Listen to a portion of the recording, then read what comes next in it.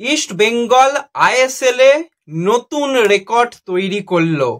ISL এ east Bengal অনেকগুলো match খেলেছে, অনেক বছর খেলেছে। এখনো পর্যন্ত ইস্ট বেঙ্গল জয়ের হ্যাট্রিক পরপর 3টে ম্যাচ আইএসএল এর ইতিহাসে কোনো দিন জিততে পারেনি। লাস্ট ইয়ার পর্যন্ত কার্লেস কোয়াদ্রাতের আমল পর্যন্ত তো টানা 2টো ম্যাচ পরপর 2টো ম্যাচ জিততে পারতো না, ব্যাক টু ব্যাক উইন হতো না। যাই হোক, কার্লেস কোয়াদ্রাতের আমলে ব্যাক টু ব্যাক উইন হয়েছিল। আর এই সিজনেও আবার এমন এক রেকর্ড ইস্ট বেঙ্গল করেছিল, ওরকম রেকর্ড না করাই ভালো। হারের ডবল হ্যাট্রিক ইস্ট বেঙ্গল করে সিজন শুরু করেছিল, আর ইস্ট বেঙ্গল এখন সিজন শেষ করছে জয়ের হ্যাট্রিক দিয়ে। এটাই পরিবর্তন, এটাই দেখতে চেয়েছিল প্রত্যেকটা সমর্থক, যে দলটাকে ঘুরে দাঁড়াতে হবে। বেশ কিছুদিন আগে কিছু সংখ্যক ইস্টবেঙ্গল সমর্থক দল এত জঘন্য পারফরমেন্স মাঝখানটায় করছিল, তারপর প্র্যাকটিস সেশনের সময় গিয়ে প্লেয়ার, কোচ, সাপোর্ট স্টাফ সবাইকেই নানান কথা বলেছিল। সেখানে আমার একটা কথা প্রচন্ড পরিমাণে মনের দাগ কেটে যাওয়ার মতন কথা ছিল, যে কিছু সমর্থক সৌভিক চক্রবর্তী আর দেবজিৎ মজুমদারদের বলছে যে দাদা, তোমরা তো বাঙালি ছেলে, তোমরা তো আবেগটা বুঝবে, আর কতটা আমাদের সহ্য করতে হবে, আর কতদিন এই রকম খারাপ দলের পারফরমেন্স হবে, তোমরা তো একটু বুঝতে পারছো, তোমরা একটু দেখো না যদি সবকিছু ঠিক হয়। এইভাবে রিকোয়েস্ট করেছিল।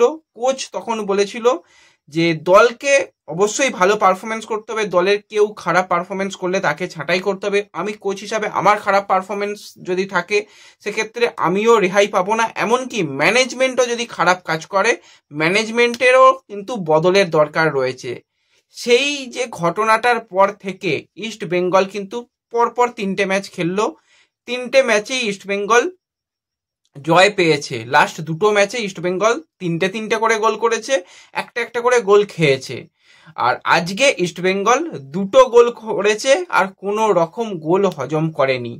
হায়দ্রাবাদ, হ্যাঁ, তারা পয়েন্ট টেবিলের কত নম্বর দল একটুখানি আমাকে দেখে বলতে হবে, হ্যাঁ, পরিসংখ্যানগুলো।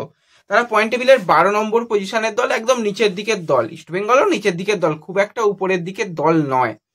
ইস্ট বেঙ্গল এখন ভালো করেছে, উপরের দিকের দল হয়েছে। কিন্তু হায়দ্রাবাদ আর ইস্ট বেঙ্গলের খেলার আগে আমরা আলোচনা করছিলাম, এই হায়দ্রাবাদ কিন্তু সবাইকে একটা করে চ্যালেঞ্জ দিয়েছে।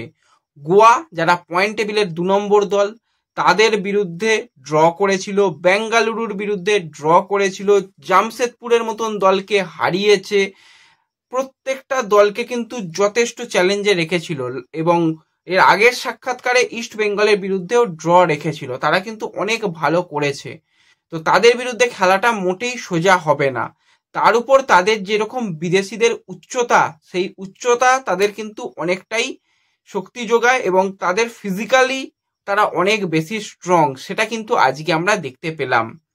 ইস্ট বেঙ্গল ফার্স্ট হাফে 7টা না 8টা শট করেছিল, সেক্ষেত্রে শট অন টার্গেট 0 ছিল ইস্ট বেঙ্গলের খেলায়। চেষ্টা করেছে যে হ্যাঁ, একদম কিচ্ছু করছিল না তা নয়, চেষ্টা করেছে, কিন্তু যাই করছিল স্ট্যাফিজ, অ্যালেক্স হাজিরা পর সেগুলোকে ব্লক করছিল। আর অ্যালেক্স হাজি তো one of the best defender ISL এ, সেটা আজকে আরো একবার প্রমাণ করলো। যেভাবে দুবার ডিমির শটকে ব্লক করেছে, ব্যাক টু ব্যাক ব্লক করেছে, ক্লিন চ্যালেঞ্জ করেছে, একদম ক্লিন ক্লিয়ারেন্স করেছে, এরিয়াল ডুয়েন যেভাবে উইন করেছে, এক কথায় ব্রিলিয়ান্ট অ্যালেক্স হাজি। ইয়েলো কার্ডও দেখেছে, সেক্ষেত্রে খুব সম্ভবত মেসিকেই একদম লাস্ট ম্যান ডিফেন্স ছিল, সেক্ষেত্রে মেসি বাউলিকেই চ্যালেঞ্জ করেছিল, সেক্ষেত্রে একটা ইয়েলো কার্ড দেখতে হয়েছে। কিন্তু তাছাড়া অসাধারণ স্ট্যাপিজ প্লেয়ারের উচ্চতা তার কিন্তু সব থেকে বড় সম্পদ। সেই উচ্চতা দিয়ে কিন্তু বারবারই এরিয়াল ডুয়েলগুলো উইন করার চেষ্টা করছিল।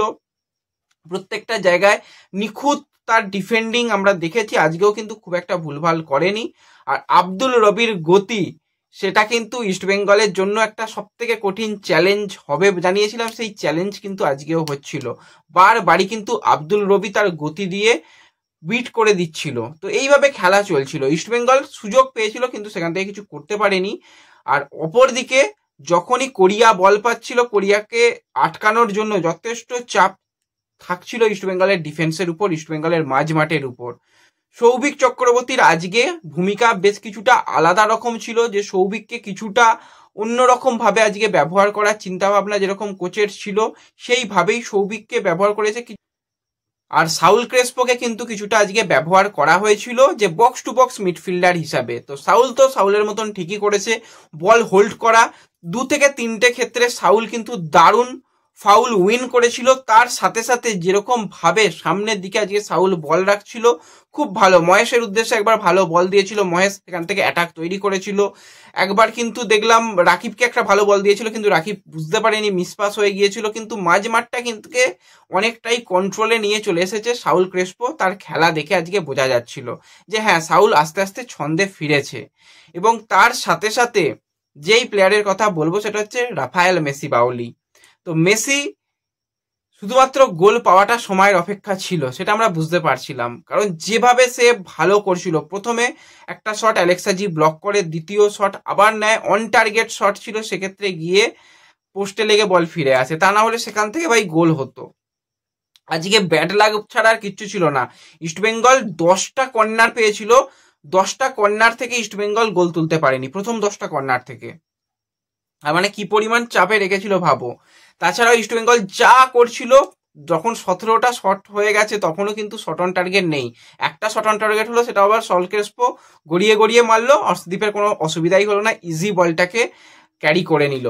এবং তারপরে যে চেঞ্জগুলো আমরা প্লেইং 11-এর সময় আলোচনা করেছিলাম যে হেক্টরকে অবশ্যই তুলে নেওয়া দরকার এবং তার পরিবর্তে রিচার্ডকে নামিয়ে ফুল অ্যাটাকে যাওয়া দরকার, সেই কাজটা অস্কার করতে ভোলেনি। হেক্টরকে তুলে নিয়ে অল ইন্ডিয়ান ডিফেন্স, সঙ্গে নিশুকেও তুলে নেওয়া হলো, তার সাথে প্রভাতকে নামানো হলো। সেই জায়গায় যে দুটো পরিবর্তন এলো, একদম অ্যাটাকিং পরিবর্তন এলো, এবং সেই পরিবর্তন থেকেই আস্তে আস্তে ইস্টবেঙ্গল খেলায় ফিরলো। সেখানে প্রথম যেটা অ্যাটাকিং পরিবর্তন সেটা হচ্ছে রিচার্ড সেলিস। ইঞ্জুরি সমস্যা কাটিয়ে রিচার্ড নিজেও জানাচ্ছিল যে আমি ইঞ্জুরি থেকে ব্যাক করছি।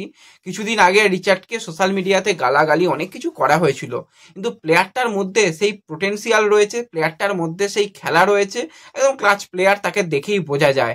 এবং যেরকম তার স্কিল রয়েছে, বারবারই ফার্স্ট বলগুলো খুব ভালো উইন করেছিল, দুটো ক্ষেত্রে লুজ করেছিল, কিন্তু ফার্স্ট বল রিচার্ড খুব ভালো উইন করছিল। সঙ্গে সঙ্গে যেভাবে সামনে থ্রু বল রাখছিল, যেরকম ভাবে ডিমির সঙ্গে 2-3বার পেয়ার আপ খেলে নিচ্ছিল, মেসির জন্য বল রাখছিল, দারুণ। কিন্তু তখন অ্যাটাকিং ফুটবলটা ইস্টবেঙ্গল আস্তে আস্তে খেলা শুরু করে।